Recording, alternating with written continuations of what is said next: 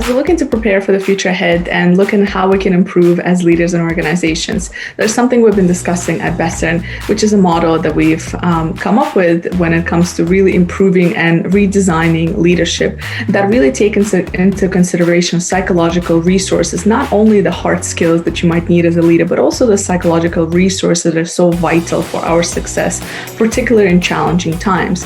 And what we started off with is awareness, connectivity, and agility. And today we're going to look at drive.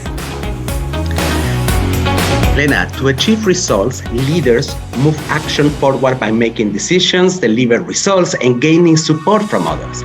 It is all about facilitating agile process to ignite in teams iterations of problem solving, feedback, alignment, and action. It doesn't mean having brainstorming sessions. The results are not expected on the spot, as creativity cannot survive in a structured environment. Teams need to have the sensory and control of how to end up with solution. Here is more about the leader acting like a Scrum Master, facilitating the prioritization of resources, crowdsourcing the big challenges and opportunities, and letting people come back with experiments to validate their ideas.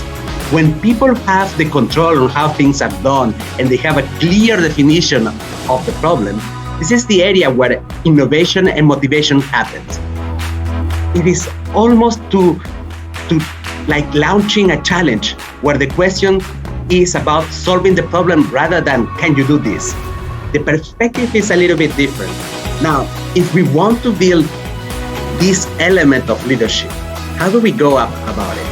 So first of all, in your bucket list, you need to have a couple of elements. First, alignment, which measures the leader behaviors that ensure that team members understand the objectives and have the resources required to be successful. The second point is about problem solving, measuring the leader behaviors related to solving problems, developing a strategy, and making decisions. The third point is about having a feedback structure, which is about the extent to which a leader provides timely and actionable feedback to the team members. And finally, it's about influence, where the leader uses effective influence strategies to onboard others with their ideas.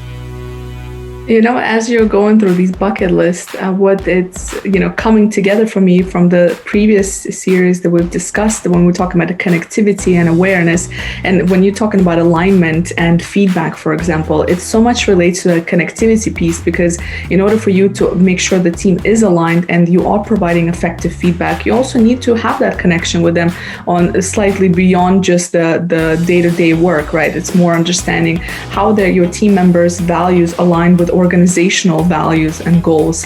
How can you motivate them? How can you, what are their goals essentially, where you can help them develop as well? So what do they want to do for their career and their growth that can be aligned again with those business outcomes as well? And I think it's just about making time to connect, to bring awareness and to provide that good feedback and essentially align the team in their efforts to succeed. And as you mentioned, Elena, just before, it is not only about having skills and behaviors that are adequate for a leader, but it is resource intensive, in fact, to interact with teams and also to be well with yourself and build these correct resources, this capability, this potential and willingness to act. And this is something that it is quite integrated in our model.